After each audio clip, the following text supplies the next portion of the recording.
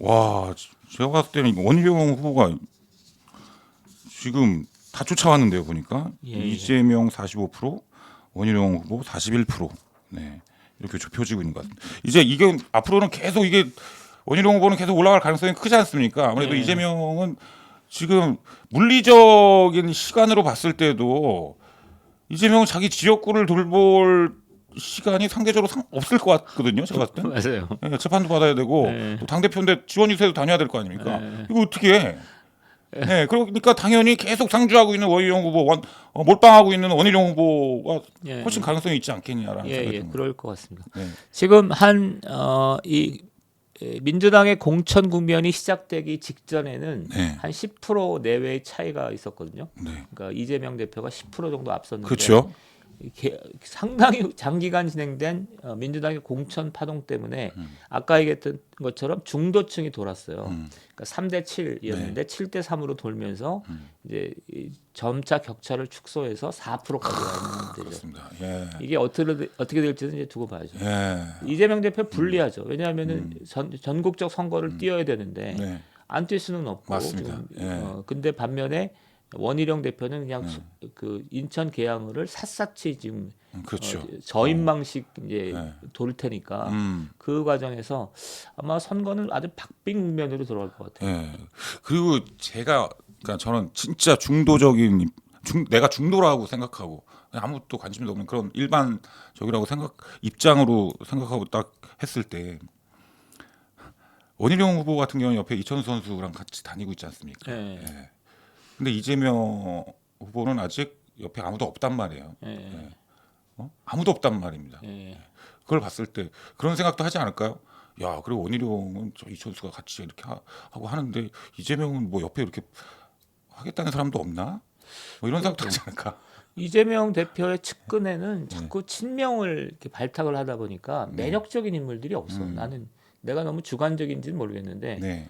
보면은 이재명 대표랑 그 한동훈 장관이 있으면 한동훈 장관이 훨씬 더 매력적이고 그렇죠. 그 한동훈 장관 주변에는 좀 매력적인 인물들이 있잖아요. 네. 근데 이천수 같은 사람도 얼마나 그 2002년 월드컵의 주역인데. 그렇습니다. 근데 예. 이재명 대표에는 그나마 이제 좀 괜찮은 사람들이 그 뭐랄까 이 이인영 장관이나 이런 뭐 임종석이나 이렇게 좀 우리가 알만한 사람들인데 네. 이 사람을 내치고 친명 신인들을 발탁하다 보니까 네.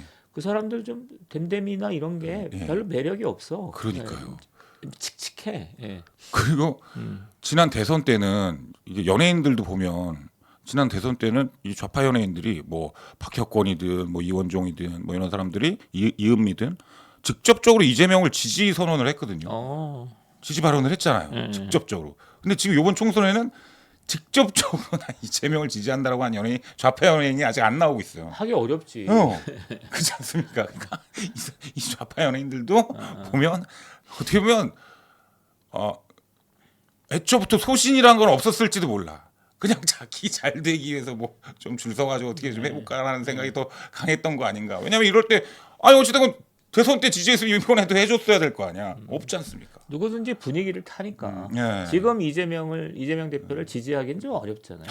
예. 그러니까 이 좌파 쪽의 연예인들도 이럴 정도면 이재명이 지금 어떤 상황이냐를 반증하는 거 아니겠어요? 그죠? 맞아요. 예. 맞습니다. 예. 그리고 뭐 오늘 진짜 또 저기가 있네요. 이천수 니킥 폭행범 수사 착수. 이천수가 좀 좌파 또 개딸들한테 좀 당한 것 같습니다. 이거는 정말 점점 더 폭력 행위들이 많아지는 거는 좀 문제가 있어요. 그리고 이 사람은 이제 이천수 씨는 자기 선거구도 아니라 네. 자기가 그냥 후원 지지하려고 선거운동을 했던 건데 음. 그 사람에 대해서 폭행을 했다라는 건 이 정치적인 갈등이 너무 심해지면서 폭력 행위들이 점점 더 일상화되고 있는 것 같아서 이거 빨리 수습해야 될 거라고 맞습니다. 그러니까 모르신 분들을 위해서 말씀드리면 계양역에서 출근 인사를 하고 있는데 한 남성이 이천수 씨에게 악수를 청하며 얘네는 다 이렇게 처음에 이렇게 호의적으로 뭐 악수를 청하면서 접근하거나 이런 게 있어요. 계획적이잖아요. 이것도. 예. 그리고 손을 잡고는 무릎으로 허벅지를 가격했다. 그러니까 이천수 씨가 하지 마세요라고 했음에도 추가 가격을 시도했다. 예, 같은 날 오후 2시쯤 계양구 이막동에서는 드릴을 든 한 남성이 이 씨에게 두고 보자. 내가 너희 집도 알고 와이프와 애들이 어디 사는지도 안다고 협박을 했습니다. 이런 사람들은 바로 빵에 쳐 넣어야 됩니다. 진짜. 예. 이거 제일 비열하고 치사한 게 가족들 건드리는 거거든요. 이게 예. 정말 나쁜 사람입니다. 이거. 아 진짜 이천수 씨 많이 참았네. 이천수 씨가 싸움을 못하는 사람이 아니에요. 제가 알기로는. 그러지 축구 그러면 선수인데. 축구 선수인데 일단 뭐 니킥, 이천수가 그냥 이거 세트 플레이 할 때 정도만 차도 당신은 가는 거야 그냥. 얼마나 참았겠냐고요. 옆에 원희룡 후보를 위해서 얼마나 참았겠냐고. 그러죠. 원희룡 후보 도와주는 거 아니었으면 그냥 일상 중에 만약 이런 일이 일어났다. 아유 참 진짜 이게 참 우리가 그들과 다르다는 그런 것 중에 하나인 것 같습니다. 진짜. 어떡합니까 진짜. 대표님도 이런 경우 당해본 적 있습니까 혹시? 어떤? 저는 아직까지는 뭐 다행히 그냥 말로 말로 니킥을 허용하고 이런 건 아니고 말로 뭐 좀 약간 예. 욕을 하는 그런 정도. 알겠습니다. 예. 아니 근데 또 살아오시면서 이렇게 좀 협박이나 이런 거 좀 당하셨을 법도 한데. 저는 아주 곱게 자라서. 그러니까 역시 대표님이 협박을 예를 들어서 받는다라면 이쪽에서 받았을 거 아니야, 뭐 보수 쪽에서. 근데 그런 적이 없으시다라는 거 보면 아 보수는 정말 좌파랑 또 다르구나 이런 걸 또 입증하는 거네요. 그렇죠. 예. 그리고 솔직히 대표님 보면 어떻게 하고 싶은 생각은 없습니다. 이거 그럴 때가 어디 있어? 충분히 말로 해도 말로 해도 그냥 알아서 기일 거니까 걱정하지 마요. 얘기하셔요 말로. 그렇습니다. 자 중요한 건 이제 여기서 가장 중요한 게 대표님이 또 가장 관심이 있어 하시는 것 중에 하나가 민주당이랑 조국 신당의 지지율 합하면 국민의힘 지지율이랑 비슷해진다. 결국에는 원점으로 돌아가는 거 아니냐.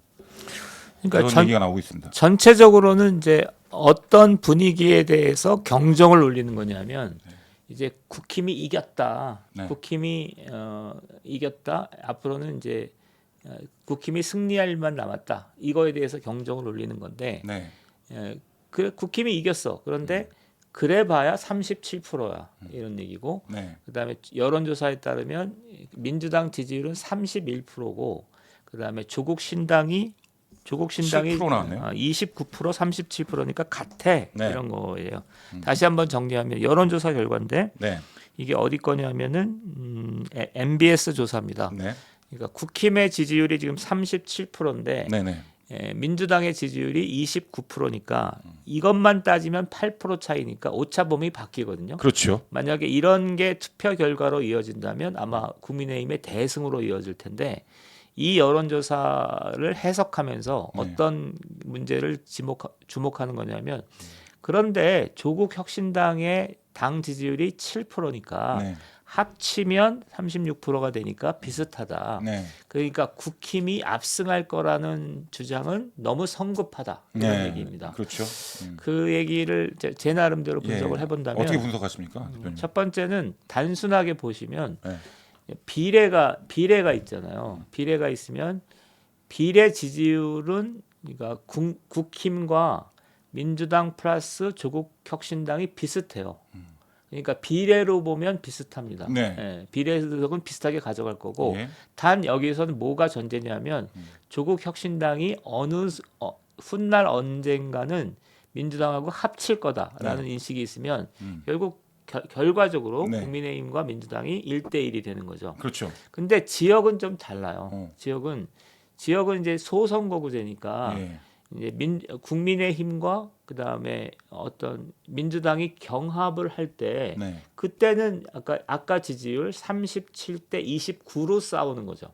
그러니까 조국 신당 지지자들 7%가 네. 이제 이걸 할 수 있어야 되는데 네.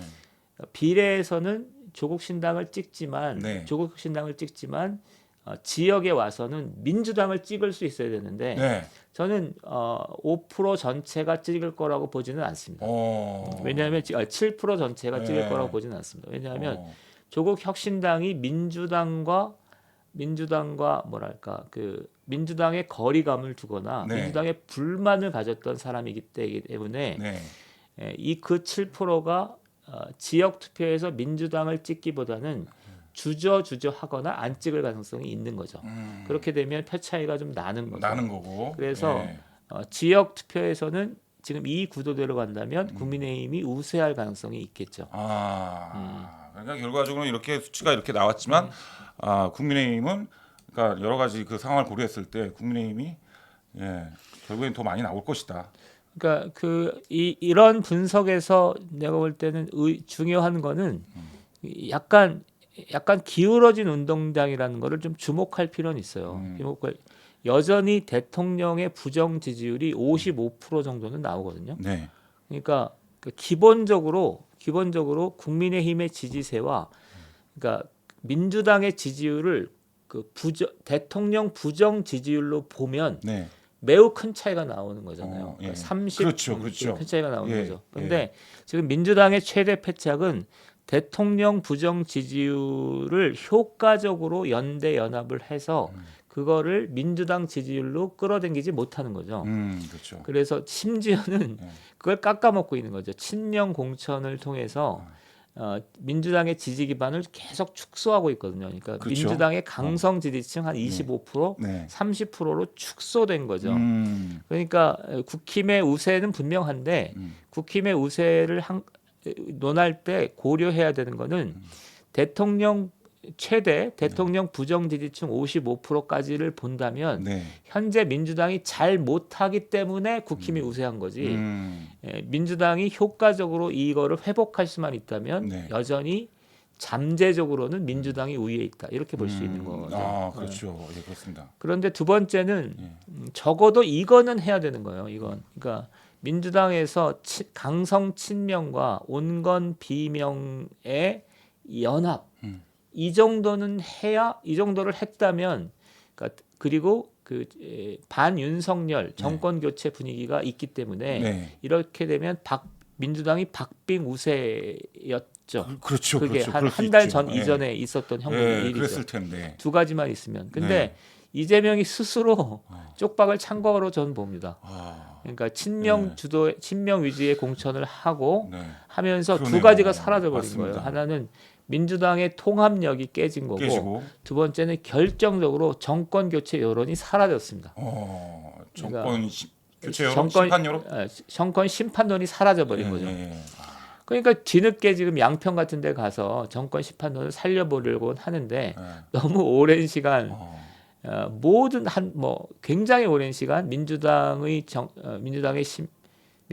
공천 파동이 여론을 장악했기 때문에 아주 위험한 상황이죠. 이게 참 그러고 보면 이재명이 정치력이 그렇게 있는 사람이 아닌 게 저는 그렇게 봅니다. 지금 대표님 말씀 들으니까 좀 더 확실히 느껴지는 게 이재명이 정말 당대표로서 민주당의 당대표로서 비명과 자기 친명이든 정말 아울러 가지고 아주 합리적으로 딱 그 공천 같은 거를 딱 수행을 했으면 훨씬 더 호응도 더 올라가고 반응도 되게 더 좋았을 것 같은데 그렇게 되면 민주당은 총선 승리할 확률도 더 커지고 그렇게 되면 그게 오히려 이재명이 더 살 수 있는 명줄을 늘리는데 더 효과적일 거 아닙니까? 근데 지금 이 방법은 너무나 지금 어떻게 보면 초등학생 같은 그런 정치가 아니에요? 이건 전술 아닙니까? 이거? 맞습니다. 그런 게 좀 느껴지네요. 그러니까 김영삼이 했던 3당 합당, 그다음에 김대중이 했던 DJP 연합과 같은 굵직한, 그러니까 한국 정치에 선을 그을 만한 대연합을 지금 이재명은 못 하고 있는 거죠. 그렇습니다. 그래서 꼴랑 남은 게 이제 친명 그룹 주도의 민주당에 대한 지지율 29%.